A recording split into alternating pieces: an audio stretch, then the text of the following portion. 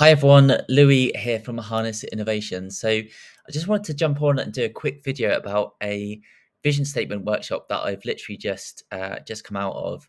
Um, just because it's the first time I've run this exact workshop, and yeah, I really liked the flow of it. We got some great output at the end, so I thought it might be helpful for people if people are running kind of a similar workshop.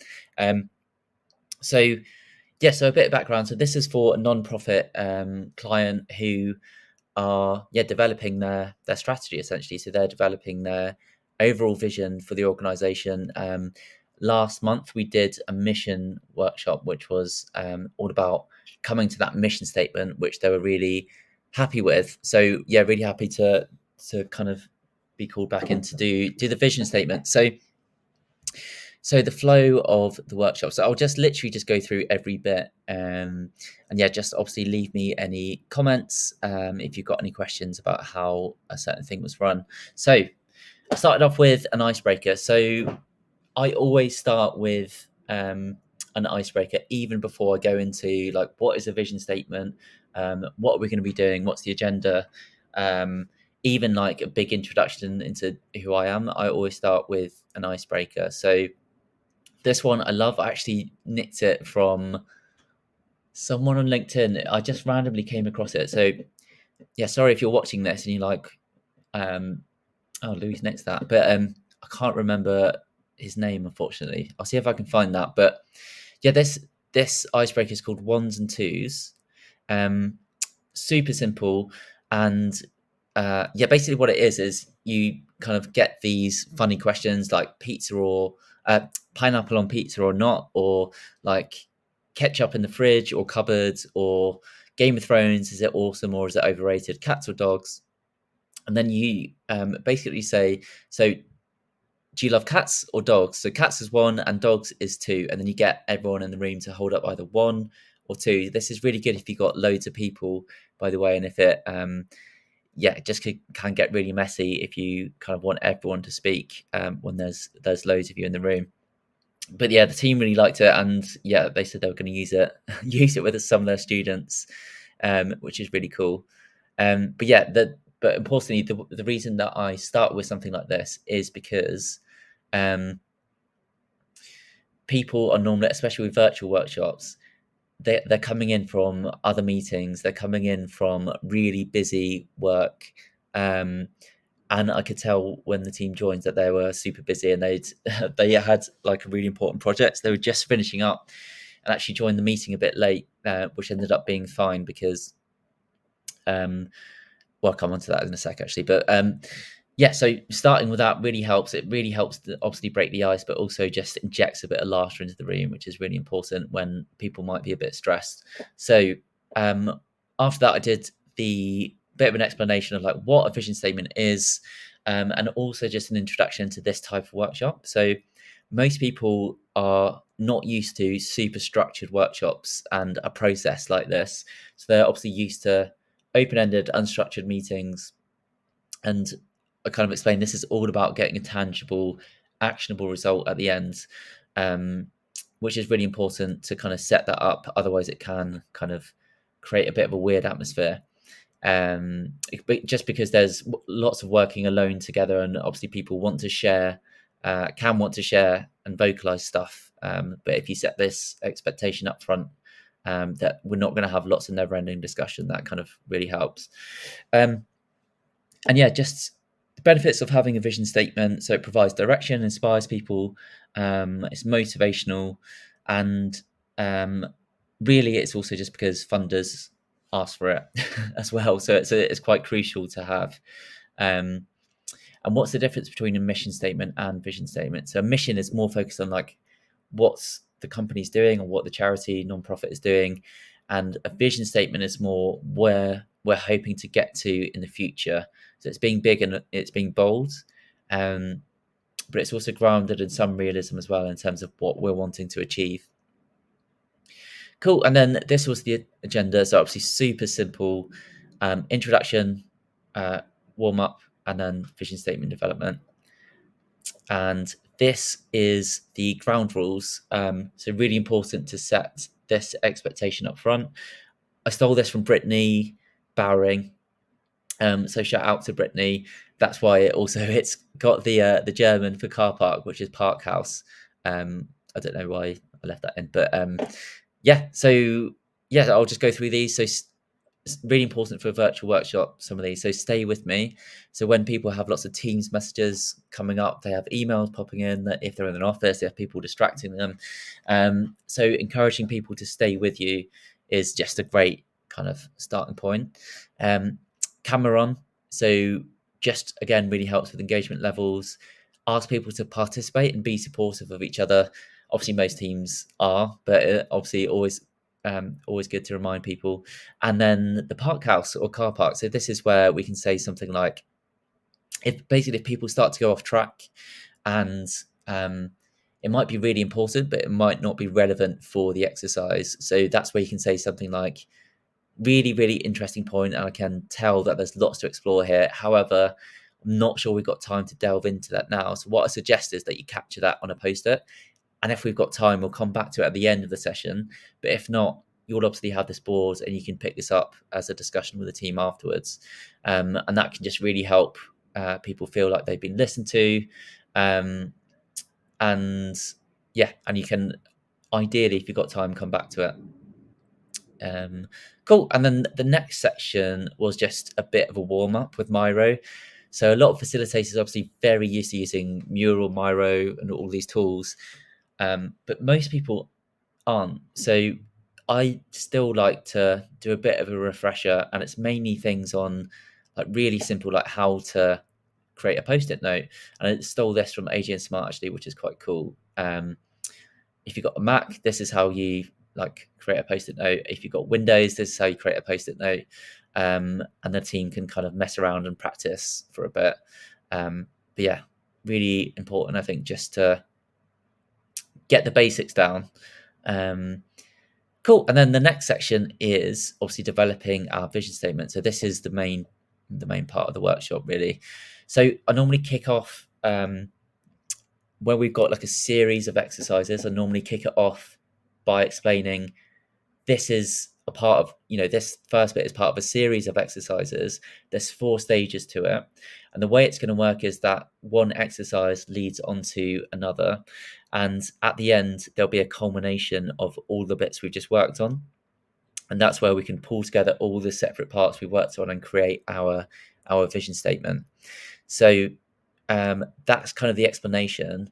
And then we jump into the first exercise and say, so this first exercise is all about the outcome for clients. So it's all about basically imagining. So I love the sentence which I found when I was reading about vision statements. So imagine that your organization is the road. Your clients or your customers are running a race. Once they cross the finishing line, what do they get? So what I like about this is it's thinking about outcomes, so not just outputs. So it's not saying, well, they get one-to-one therapy. It's thinking the step after that. So what's it helping them achieve in their life?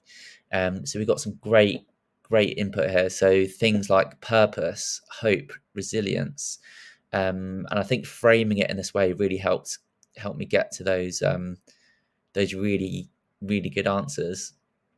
And then the next section is, how will we know we've made it? So this is thinking big and bold. Oh, just noticed the typo there. It says thing. Anyway, so it's thinking big and bold. So imagine 5-10 years in the future. What's the overall change that we want to see in the community or in the world? And again, this is challenging, but it's really helpful to show examples of this. So yeah, actually, like I did in the I did for the previous exercise as well. So I took the Save the Children vision statement, which is this, which is a world in which every child attains the right to survival, protection, development, and participation. And I can kind of go, so if I was Save the Children, this is what I'd capture on a post-it note. So for the first exercise, I might capture children get the protection that they need. So that's the output that our organization is achieving for service users, for people. And the second bit is every child in the world has the right to develop. So this is about thinking big, bold, as the overall change you want to see in your community or the world. I would say there is an element of realism here. People like Save the Children, people like Alzheimer's Association are huge and raise hundreds of millions. So realistically, they do want to end. Alzheimer's Association do want to end Alzheimer's. They want a cure for Alzheimer's, and that probably is realistic, really, over the next 100 years or so. So it's big, it's bold, but it is about trying to eliminate that disease. So smaller organisations might have to think a bit more carefully about what they're actually trying to achieve. So is it about a specific community area? Is it about a specific type of person? So it does, I think, need to be realistic, but also ambitious. So it's a very tricky kind of line to tread. But the team did really well. So we got things around every person we encounter will have the ability to make good choices. Everyone has access to the tools, tools to thrive. So really good. A note on this, so you'll notice that tools is in inverted commas. With things like vision statements, people can get really caught up in the wording. And to be honest, normally, if this was in person, I would have got them to draw their vision. And that's mainly because you don't want people to get caught up in the wording. You really want them to get across the principles and the main themes across, because that's all in their heads. They're the experts in it. They're not necessarily copywriting experts. They might be, but even really good copywriters are not going to write perfect copy when they're just brainstorming on post-it notes. So try and encourage people to not get too fixated on the language. That is tricky. But yeah, really important, because what we'll do is obviously take these elements and, to be honest, even inputting these bits into ChatGPT, even just 20 minutes of thinking about them, you will be able to come up with really good copy and lots of different options. ChatGPT is great for this, especially if you give it really good input, like I got from this workshop, because the team did a great job. And yeah, the next section is lightning demo. So this is all about different examples. So we're actually a bit short on time, so I just talked through a few examples that I could find whilst the team were working through things, because we actually yeah, I'll get into that later, but we started a bit late. But I'll talk about how to manage stuff like that at the end of the video. So vision statement. So this is the example from Alzheimer's Association, and I talked about what I liked about it, and the team talked about what they liked about it, and the same for Save the Children, and also Teach for America as well. So just having those in mind is really helpful for the next stage. So the final stage is where we're kind of pulling it all together, and where we got to with it was actually before we could start the brainstorming of the vision statements, what we could do is take the outcome we provide for clients. So this text was already here, and what I did was I just copied and pasted from the first section. So I could literally just take the most voted bits, put them on one post-it and put them here. Likewise for the outcome for society, world, community. I've got this post-it, which is a culmination of what they voted for. Yeah, from section 2. And then the third thing is just a few words and themes that came out of the things that they liked from the vision statements, just so they bear that in mind, and it's kind of stimulus for when they're capturing their vision statements. So, and then what I got them to do was just have a think about the vision statements, and they managed to just get 1 or 2 down. I don't know where the others have gone actually, but yeah. And I guess in essence, why I think this structure works really well is that just this bit. So this bit alone is enough for me to take away and come up with some vision statements that I think the charity, the nonprofit, will really like. It's enough definitely to put into ChatGPT, and that will do a really good job. And then I can edit a bit more. And by the way, that takes 20 minutes, half an hour max to do that.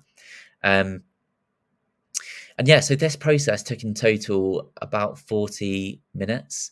And the reason it took 40 minutes partly was because the team could only join a little bit late. So we had an hour booked, but we actually only needed 45 minutes anyway. And that really drills home to me the importance of basically booking workshops in for about 25% longer than you need. A lot of workshops feel rushed, and a lot of facilitators feel rushed and try and pack in as many exercises as possible. I rarely think that that's a good idea. And I think the other thing that made this kind of work for that really short time frame was that the structure of it. So having people think about, having the client think about the outcome for their service users, then thinking about the end game, and then thinking about the different examples, really gives them an idea of what their vision statement should be. And just this alone is the most important bit, to be honest, because asking people to do copywriting in a workshop with time pressure is it's just really challenging. But just having this, which isn't copywritten, but is the themes are kind of perfect, or get to a really good place with the vision statement. So yeah, that's essentially the workshop in a nutshell. And there was something I was going to talk about as well, timing, but I mentioned that already. Yeah, and I think some of you might be thinking, like, why do this in the first place? What's the point of a vision statement? So it's a good question. To be honest, the main answer is because funders love it, or don't love it, but they kind of ask for it. So they normally ask for like a vision statement and a mission statement. So just having it to copy and paste into funding applications is just really helpful. And also there's these reasons as well. So it provides direction, inspires people, it's motivational. And also, to be honest, when someone joins the organization and they're like, trying to work out what's this organization all about, you can just show them that, and they should get it. Like with a good vision statement and a good mission statement, they should get it quite quickly. I will say though, I'm not anti mission statement or vision statement, but I think people spend way too much time copywriting this. I even said to the client, like, if you're 70% happy with it, then that's basically good enough, because you'll never be 100% happy with something that you're so passionate about that's reliant on copywriting. And people have different interpretations on words, or like whether tool is the right word, or framework, or whatever it might be. But I think that that kind of rings true with all types of organizations, really. I've heard of like freelancers and consultancies kind of say, like, yeah, we're not really doing much yet because we really need to nail our vision and our mission. I don't think you do. I think you need, there's that quote, like, action leads to strategy. And I think that's really true with this. You need to start doing stuff and working out what problem you're solving, and then you can start to think about this stuff, which is more bigger picture, and it is more strategic in terms of working out what you're doing and what you're not doing, where are we going to get to in the next 5 years. And you'll note as well that this was I said that this is a 40-minute workshop, so this isn't really a lot of time for the team or me, to be honest. But now next week they'll have a vision statement basically within 40 minutes. So yeah, let me know what you thought about this video. I know it's a bit rambly, and I'm not going to edit it just because it takes too much time, if I'm honest. I don't really want my YouTube channel just to become this really highly polished thing yet before I just start posting more. But yeah, it'll be really helpful if you could let me know if this was helpful. Let me know I guess don't let me know if it wasn't helpful, but give me some constructive criticism if you want. I'd be really keen to hear like what you want to hear about from me. Is it more workshop building? Is it more about data and insight? Is it about innovation, how to do ideation sessions, more on service design stuff? But yeah, just let me know in the comments. But yeah, that's me. Thanks a lot.